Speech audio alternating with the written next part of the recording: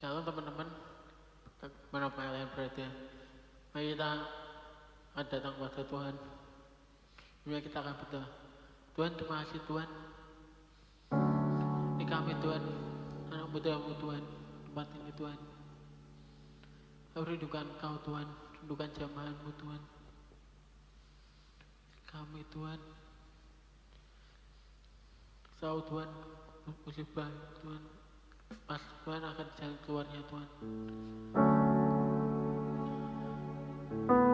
Kami rindukan akan jamahan-Mu Tuhan. Jamah kami satu Tuhan, walaupun kami berada di rumah Tuhan. Tapi yakin Tuhan, Kau akan menjamah kami Tuhan. Kau akan memenuhi hati kami Tuhan.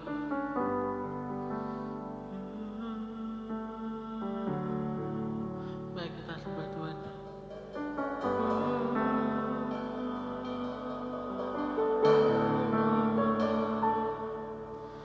Asyik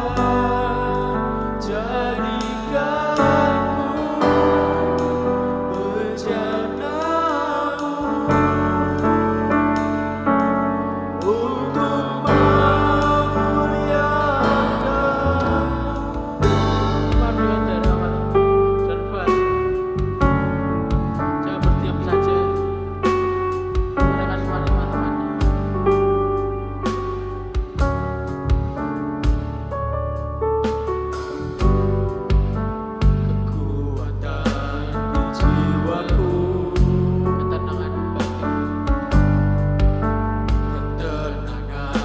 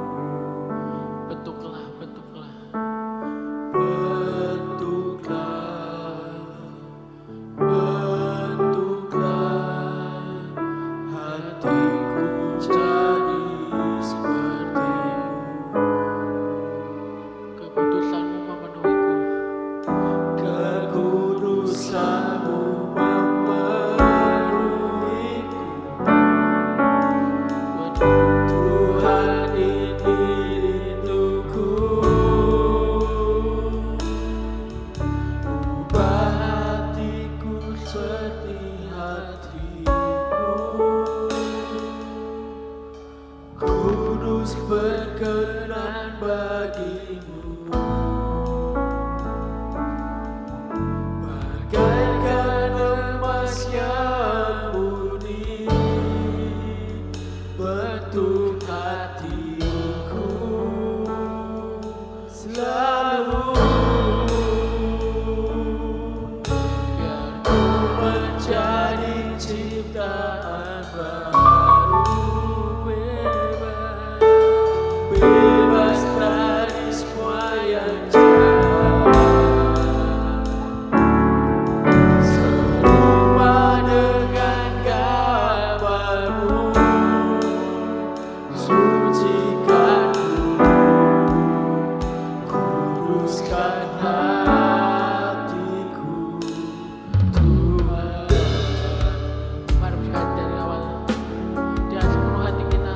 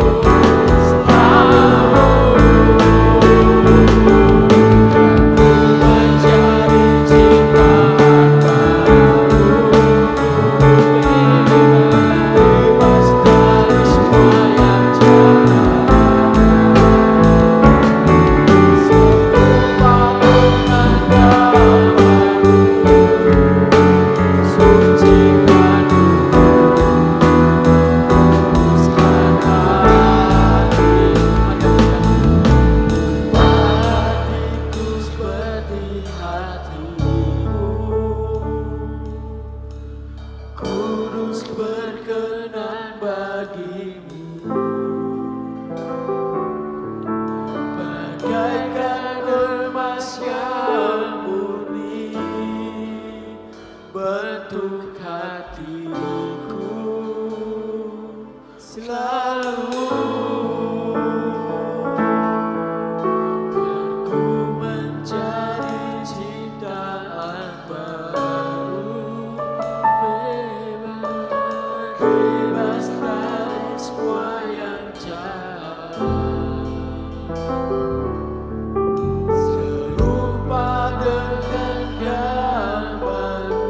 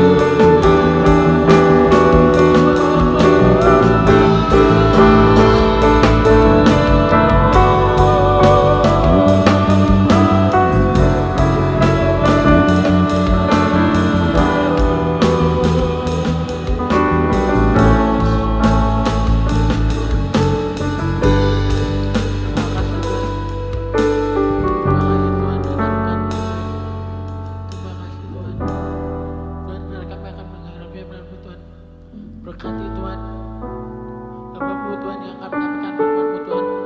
Bukakan rahasia firman Tuhan agar kami dapat mendapatkan firman-firman menjadi pegangan kami Tuhan. Kami menjadi kuat Tuhan untuk menjalani hidup kami setiap hari Tuhan. Berkati kami Tuhan. Berkati acara selanjutnya Tuhan. Beritakan firman-Mu Tuhan. Terima kasih Tuhan. Dalam nama Tuhan Yesus, haleluya. Amin.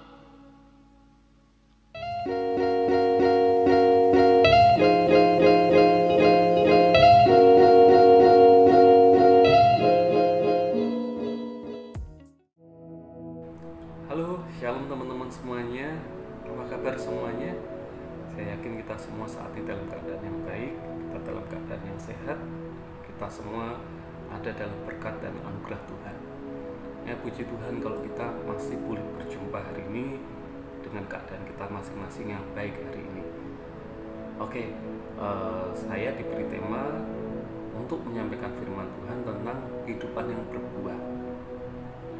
Nah, menurut teman-teman, kehidupan yang berbuah itu seperti apa sih?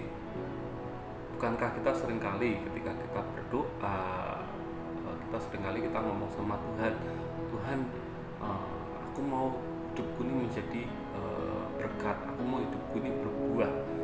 Nah, tapi sebelum kita lebih jauh bicara tentang kehidupan yang berbuah, nah kita harus tahu nih yang dimaksud dengan kehidupan berbuah ini apa, gitu kan ya. Nah, sebagai contoh gampangnya katakanlah ketika kita menanam satu pohon, ya katakanlah itu pohon pisang atau pohon mangga. Nah, yang teman-teman harapkan dari teman-teman menanam pohon itu, teman-teman rawat pohon itu, teman-teman siram pohon itu, kira-kira apa sih yang teman-teman harapkan? Nah, pasti yang kita harapkan adalah kapan ini pohon ini bisa menghasilkan buah, ya. Dan yang kita tunggu-tunggu pasti adalah buah yang manis, buah yang segar, buah yang enak, ya. Nah, yang kita harapkan adalah buahnya. Nah, demikian juga ketika kita bicara tentang kehidupan yang berbuah. Nah, menurut saya kehidupan yang berbuah adalah ketika hidup kita ini bisa bermanfaat untuk orang-orang yang ada di sekitar kita. Ketika kehidupan kita ini bermanfaat, ketika kehidupan kita ini menjadi berkat untuk orang-orang di sekitar kita, nah di situ berarti kita sudah menghasilkan buah. Nah, pohon tidak akan pernah bisa menikmati buahnya sendiri. Siapa yang menikmati buah dari pohon itu? Ya tentu saja makhluk hidup yang ada di sekitar pohon itu yang menikmati buahnya. Ya, mungkin binatang-binatang yang ada di sekitar pohon itu, ya mungkin manusia yang menanam pohon itu. Nah, mereka lah yang menikmati buah dari pohon itu. Nah, demikian juga ketika kita mau hidup kita ini berbuah, berarti kita harus bisa menjadi berkat buat orang-orang di sekitar kita. Ya, berkat itu bukan hanya kita nikmati sendiri, tapi juga bisa dinikmati, bisa dirasakan oleh orang-orang di sekitar kita. Ketika kehidupan kita membawa berkat, ketika kehidupan kita ini menjadi manfaat untuk orang-orang di sekitar kita, disitulah kita sudah menghasilkan buah. Nah, sebelum kita menuju proses berbuah, ya, berbuah ini kan adalah satu hasilnya, gitu kan ya. Nah, tapi untuk menuju hasilnya itu diperlukan satu proses. Nah, sebelum kita sampai kepada proses berbuah ini, sebelum kita sampai kepada hasilnya buah ini, di situ ada proses di mana biji itu atau benih itu harus mau rela ditanam, rela seolah-olah mati di dalam tanah, ya, untuk kemudian benih ini bertunas, bertumbuh, dan dirawat hingga menjadi pohon yang besar dan menghasilkan buahnya. Nah, hari ini kita akan belajar tentang proses, ya, sebelum hidup kita ini menjadi buah. Nah, bagaimana supaya kita ini bisa berbuah? Nah, seperti yang saya katakan tadi, ya, sebelum pohon itu menghasilkan buah, pohon itu adalah sebuah benih atau biji yang harus ditanam, jatuh ke dalam tanah. Nah, kita sama-sama kita buka Alkitab kita. Nah, kita akan baca di Yohanes 12 ayat yang ke-24. Yohanes 12 ayat yang ke-24.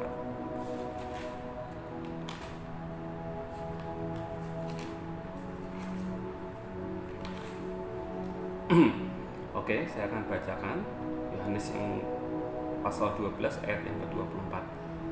Aku berkata kepadamu, sesungguhnya jikalau biji gandum tidak jatuh ke dalam tanah dan mati, ia tetap satu biji saja. Tetapi jika ia mati, ia akan menghasilkan banyak buah. Nah, dikatakan biji gandum itu kalau dia nggak ditanam, ya udah dia tetap jadi satu biji aja.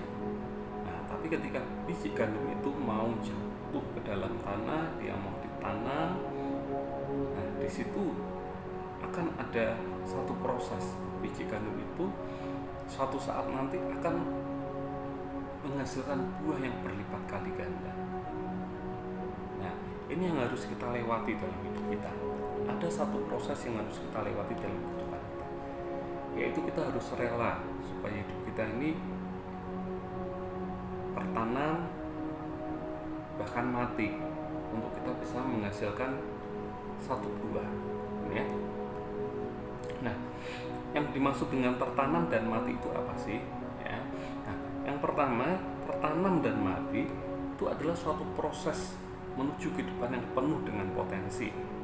Ya, saat awal biji itu ditanam, gitu ya, biji itu nampaknya mati, gitu ya, karena biji itu dikubur di dalam tanah, ya, seolah-olah biji itu mati. Nah, tapi itu adalah suatu proses yang menuju kehidupan yang penuh dengan potensi. Yang mungkin saat ini hidup kita seolah-olah kita ini kita nggak memiliki kemampuan atau kelebihan apapun. Nah, mungkin teman-teman merasa teman-teman masih muda, teman-teman masih remaja, belum punya pengalaman, ya, belum punya sesuatu yang untuk dibanggakan. Ya, tapi jangan khawatir. Ya, itu semua adalah satu proses.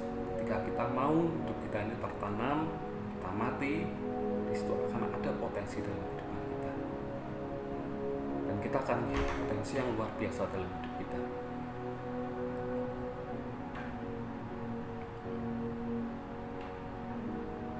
Nah, sebagai contoh seperti yang kita baca tadi, ya, biji gandum tadi itu tertanam, ya, tertanam dalam tanah, ya, dan mati. Ya, tapi itu hanya untuk sementara waktu saja. Suatu saat, ya, biji yang tertanam tadi di dalam tanah tadi, suatu saat biji itu akan tumbuh, akan bertunas, ya, dan akan menghasilkan buah berlipat kali ganda. Nah, biarlah hidup kita ini rela supaya kita ini mau tertanam, kita ini mau mati. Karena nanti kita akan lihat ketika kita mau ditanam, ketika kita mau mati, ya, kita akan, kehidupan kita akan menghasilkan satu buah yang luar biasa. Ya, karena Tuhan sudah taruh potensi dalam hidup kita. Dalam diri kita Tuhan sudah kasih potensi yang luar biasa. Nah, satu saat nanti kita akan lihat potensi yang luar biasa itu akan menghasilkan buah-buah dalam kehidupan kita. Nah, ada satu contoh dalam Alkitab, ya, bahkan bukan hanya satu. Ya, ada banyak contoh tokoh-tokoh di dalam Alkitab, ya, sebelum mereka menerima kemuliaan, sebelum mereka menerima kejayaan, ya, sebelum mereka memperoleh kemenangan, ya, mereka harus melalui proses yang luar biasa dalam hidup mereka. Nah, proses inilah yang dikatakan sebagai proses untuk tertanam dan mati, ya, seolah-olah mati. Nah, padahal suatu saat, ya, akan ada potensi yang luar biasa. Nah, ada beberapa contoh tokoh di dalam Alkitab ini. Yang pertama adalah kita bisa belajar dari kehidupan Raja Daud. Ya, sebelum Daud menjadi raja, Daud juga mengalami saat-saat di mana dalam tanda kutip, ya, saat-saat di mana Daud ini seolah-olah mati, gitu ya, bukan mati secara fisik, gitu ya, tapi seolah-olah dia mati. Ya, ketika Daud ini sedang dalam pelarian, ya, dia dikejar-kejar oleh Saul, ya, dia sedang dalam pelarian. Nah, disitulah saat-saat momen-momen kehidupan Daud ini dimatikan. seolah-olah Daud saat itu mati gitu ya. Jadi seolah-olah di situ kita nggak lihat ada harapan buat Daud, karena dia seorang buronan, dia seorang pelarian, dia hidupnya dikejar-kejar, dia harus berpindah dari satu tempat ke tempat yang lainnya. Nah, tapi ketika Daud mau tertanam dan mati, kita akan lihat kehidupan Daud menjadi kehidupan yang luar biasa. Kita akan lihat Daud menjadi raja Israel yang luar biasa, raja Israel yang selalu dipenuhi oleh kemenangan demi kemenangan. Nah, kita buka sama-sama Alkitab kita di kitab 1 Samuel pasal yang ke-21.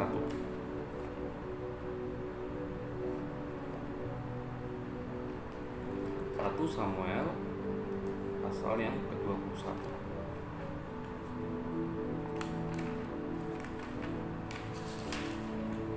Nah, mulai dari pasal 21, kalau kita baca judulnya adalah Daud di Nob, ya. Kemudian ada judul lagi Daud di Gad, ada judul lagi Daud di Gua Adulam, ya. Kemudian ada peristiwa pembunuhan para imam di Nob.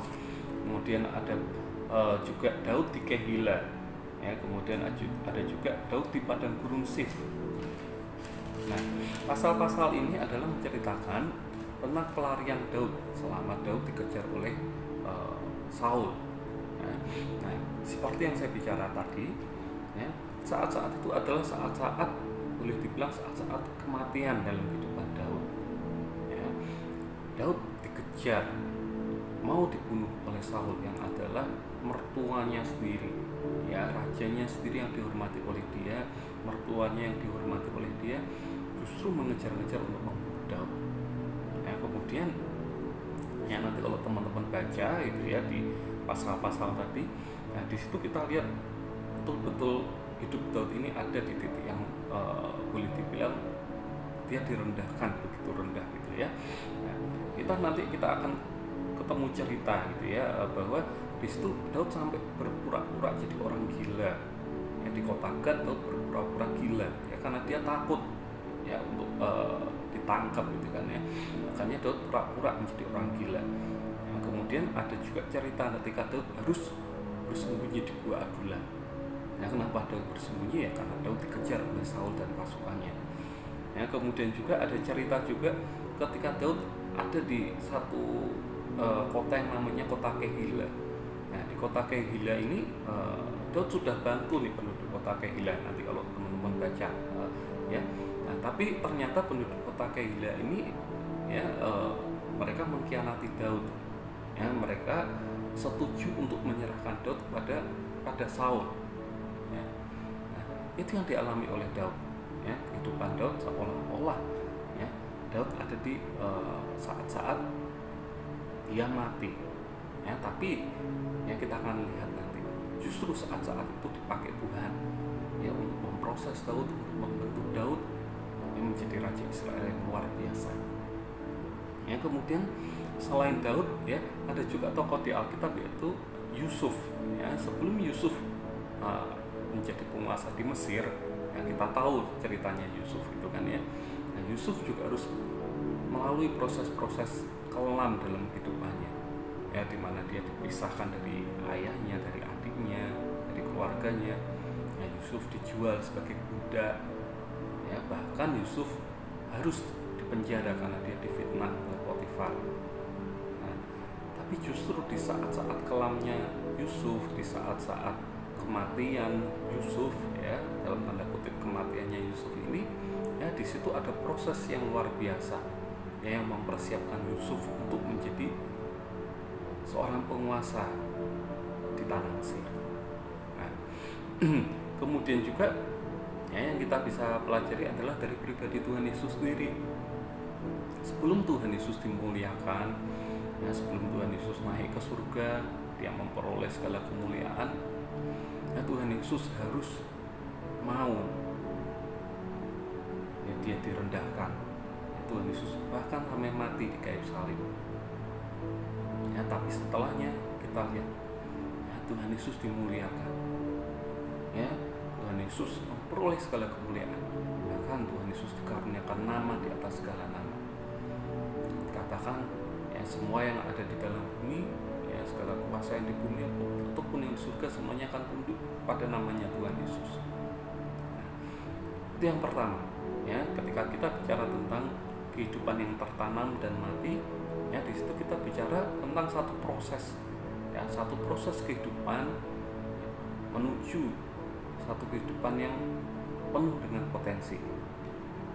Nah, kemudian hal yang kedua adalah ketika kita berbicara tentang tertanam dan mati, yaitu berarti kita berbicara tentang bahwa hidup kita ini dipisahkan dari dunia luar.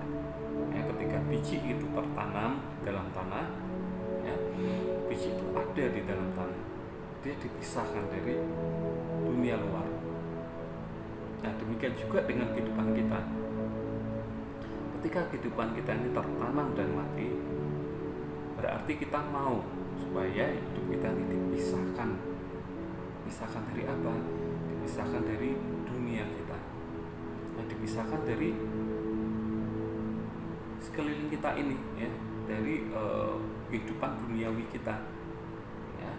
Nah, seperti biji yang masuk dalam tanah, dia terpisah dari dunia luar, demikian juga hidup kita. Ketika hidup kita ini tertanam dan mati, berarti kita harus rela supaya hidup kita ini dipisahkan dari cara hidup yang duniawi ya. Hidup kita dipisahkan dari cara hidup yang duniawi. Kita masuk dalam hadiratnya Tuhan, kita masuk dalam rencananya Tuhan, kita masuk dalam prosesnya Tuhan. Kita akan baca di kitab Mazmur 92 ayat 13 sampai yang ke-16. Mazmur 92 ayat 13 sampai 16. Ya, saya akan bacakan. Orang benar akan bertunas seperti pohon kurma, akan tumbuh subur seperti pohon aras di Libanon. Mereka yang ditanam di bait Tuhan akan bertunas di pelataran Allah kita. Pada masa tua pun mereka masih berbuah, menjadi gemuk dan segar, untuk memberitakan bahwa Tuhan itu benar, bahwa Ia gunung batuku dan tidak ada kecurangan padanya. Amin.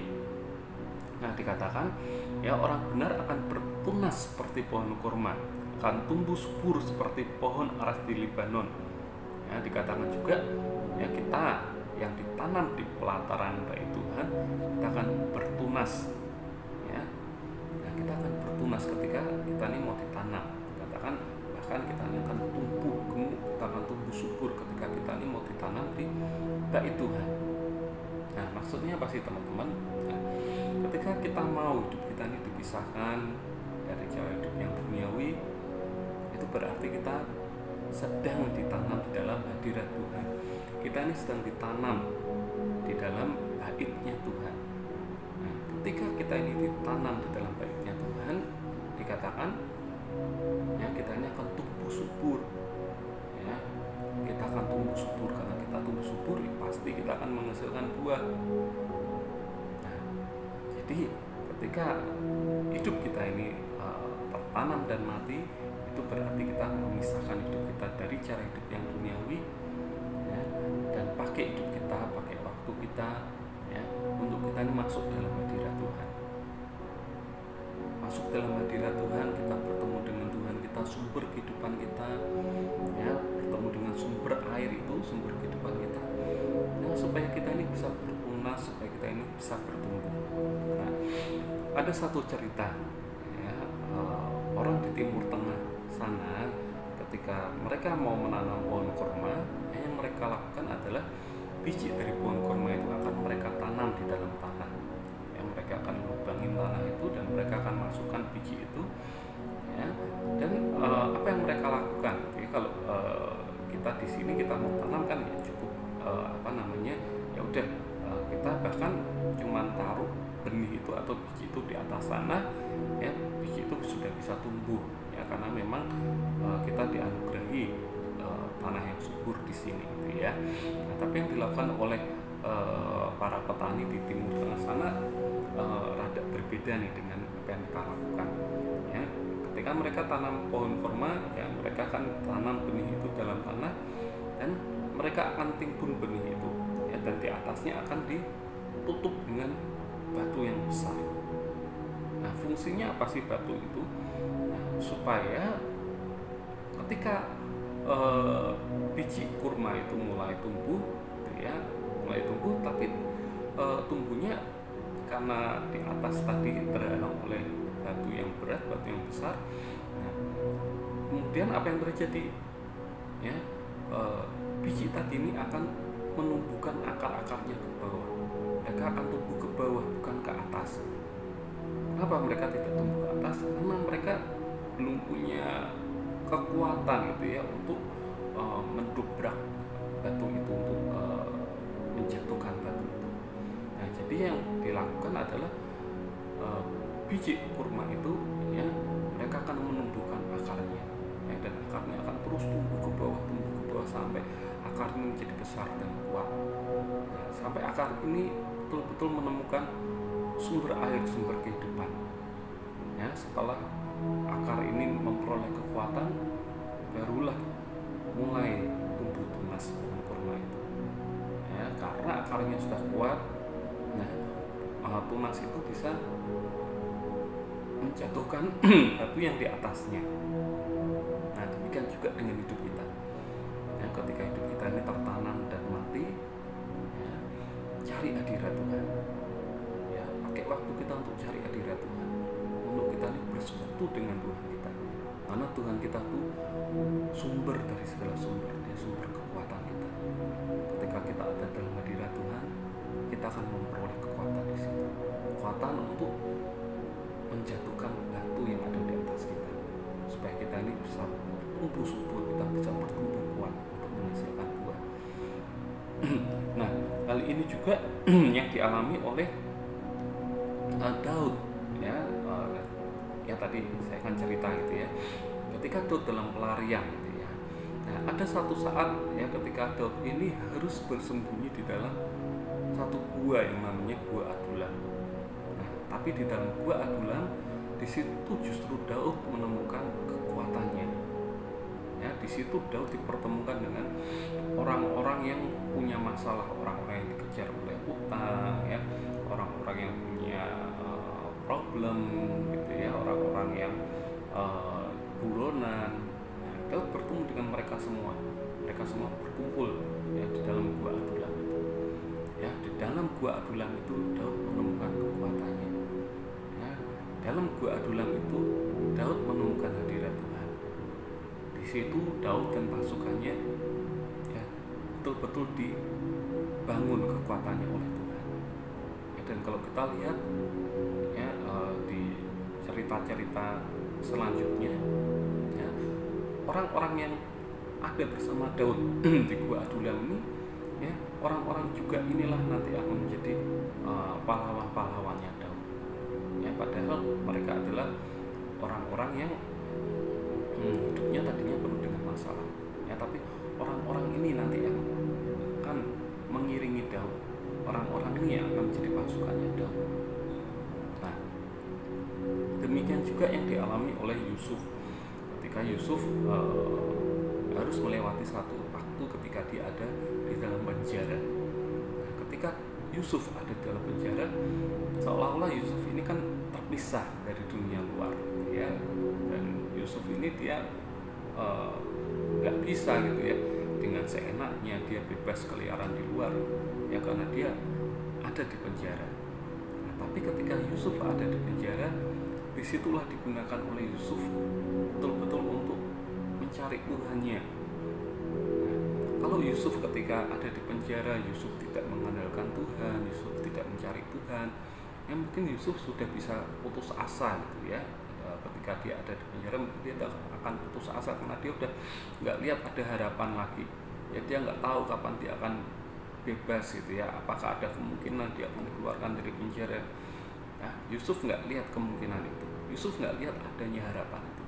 Tapi ketika Yusuf ada dalam penjara, ya saya yakin Yusuf tetap berhubungan dengan Tuhannya. Ya, disitulah Yusuf memperoleh kekuatannya untuk bertahan ketika dia ada dalam penjara. Nah, kemudian yang lain lagi adalah Yunus, ya, ketika Yunus ini ada dalam perut ikan. Ya, ketika Yunus ini dibuang, ya, karena Yunus ini memberontak sama Tuhan, gak taat sama Tuhan, Yunus dibuang ke laut. Ketika Yunus ada dalam perut ikan, disitulah titik balik dari kisah Yunus.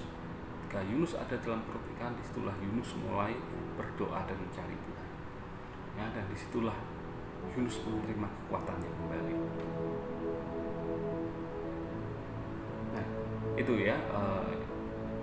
yang kedua tadi ketika kita bicara tertanam dan mati, berarti kita bicara bahwa hidup kita ini harus mau rela dipisahkan dari dunia luar. Kita harus rela masuk ke dalam tanah. Kita harus rela mati. Tapi bukannya kita nggak ngapa-ngapain ketika kita ini mati di dalam tanah tadi itu, tapi ketika kita ini tertanam dan mati, di situ adalah waktu yang baik untuk kita boleh mencari kehadiran Tuhan, kita boleh mencari kekuatan dari Tuhan kita. Kemudian selanjutnya, kehidupan yang tertanam dan mati itu berarti hidup kita nih mau direndahkan, direndahkan serendah-rendahnya. Ketika biji itu tertanam dan mati, berarti biji itu harus jatuh. Kalau namanya jatuh itu berarti jatuh ke bawah, nggak mungkin jatuh ke atas gitu kan di mana-mana jatuh ke bawah karena ada gaya gravitasi. Demikian juga dengan biji, dikatakan tadi kalau biji gandum itu nggak jatuh dalam tanah, itu tetap satu biji aja. Tapi ketika biji gandum itu mau jatuh ke dalam tanah, dia tertanam, dia mati di tanah, dia akan menghasilkan banyak buah. Demikian juga dengan kehidupan kita. Kehidupan yang tertanam dan mati itu adalah ketika hidup kita ini mau atau rela, kita ini direndahkan. Akan ada satu masa akan ada satu waktu atau satu saat kita akan mengalami bahwa kehidupan kita ini akan benar-benar seolah-olah kita ini berada di titik terendah dalam hidup kita betul-betul direndahkan. Nah, ketika kita mengalami itu, teman-teman semua harus ingat, ketika teman-teman mengalami itu, rasanya aduh ini titik terendah dalam hidupku gitu rasanya betul-betul hidup kita ini direndahkan. Di situ teman-teman harus ingat bahwa ketika teman-teman ada dalam waktu-waktu seperti itu adalah waktu-waktu yang baik untuk kita mencari Tuhan kita. Dan teman-teman harus ingat, itu adalah proses yang harus kita lewati supaya hidup kita ini bertumbuh dan menghasilkan buah. Nah, biji tadi ini biji gandum yang dikatakan jatuh, tertanam, mati dalam tanah, biji ini betul-betul direndahkan. Dia direndahkan, dia jatuh ke dalam tanah, bahkan dia dikubur, direndahkan, dia dikubur ke dalam tanah yang penuh dengan kotoran. Nah, kita mau nggak hidup kita ini direndahkan sebegitu rendahnya? Memang nggak enak memang rasanya pasti nggak nyaman, nggak menyenangkan, sakit rasanya. Tapi ketika kita mengalami waktu-waktu seperti itu adalah waktu-waktu yang baik untuk kita mencari Tuhan kita. Nah, contoh yang paling baik, contoh yang harus kita teladani tentang kerendahan ini adalah Tuhan Yesus sendiri. Bahkan Tuhan Yesus kan mengatakan belajarlah tentang aku, karena aku ini lemah lembut dan rendah hati. Kalau kita lihat kehidupan Tuhan Yesus ini kan ketika Tuhan Yesus hidup dalam dunia, kita seringkali ini lihat Tuhan Yesus ini direndahkan bahkan ketika Tuhan Yesus lahir pun, Tuhan Yesus hadir ke dalam dunia pun, Tuhan Yesus sudah harus direndahkan. Tuhan Yesus harus lahir di kandang kambing, kandang domba, ditaruh di palungan, kemudian Tuhan Yesus juga lahir bukan dari keluarga yang kaya, dia lahir dari keluarga Bapak Yusuf dan Ibu Maria. Bapak Yusuf seorang tukang kayu. Yesus harus bantu, harus kerja keras bantu ayahnya. Kemudian bahkan sampai Yesus harus rela mati di kayu salib. Bahkan kematian Tuhan Yesus pun adalah kematian yang begitu rendah. Tuhan Yesus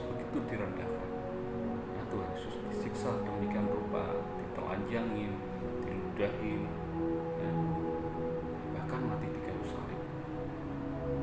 Nah, Tuhan Yesus mau direndahkan sedemikian rupa sampai serendah-rendahnya. Nah, tapi justru ketika Tuhan Yesus mau dan rela dia ambil cawan itu, dia mau minum cawan penderitaan itu, dia mau direndahkan, ya, justru Tuhan Yesus setelah itu dia menerima kemuliaan yang luar biasa. Nah, demikian juga dengan kehidupan kita, teman-teman. Ya, ketika ada waktunya hidup kita ini direndahkan, ya, orang-orang menganggap kita ini rendah, orang-orang menganggap kita nggak mampu, orang-orang menyepelekan kita, ya, justru itu adalah waktu-waktu yang baik. Berarti Tuhan sedang mempersiapkan kita, berarti Tuhan sedang memproses hidup kita, memproses hidup kita, menyiapkan kita untuk kita ini boleh menjadi pohon yang kuat, pohon yang bisa menggulingkan batu di atas kita, pohon yang bisa menghasilkan buah. Nah, jadi teman-teman yang saat ini mungkin ada dalam kondisi atau keadaan yang mungkin menurut teman-teman nggak enak, menurut teman-teman ada dalam keadaan yang di bawah, teman-teman nggak perlu khawatir. Ya, yang harus teman-teman lakukan apa? Ya, teman-teman cari hadirat Tuhan. Ya, pisahkan diri dari dunia luar. Ya, cari hadirat Tuhan, karena Tuhan itu sumber air kita, dia sumber kehidupan kita. Ya, Tuhan yang memberi kita kehidupan. Ya, Tuhan akan memberi kita kekuatan. Ya, dan ingat, satu saat nanti akan muncul potensi yang luar biasa. Tuhan sudah kasih potensi yang luar biasa dalam hidup kita. Suatu saat nanti kita akan lihat buah-buah yang baik itu akan keluar dari hidup kita. Nah,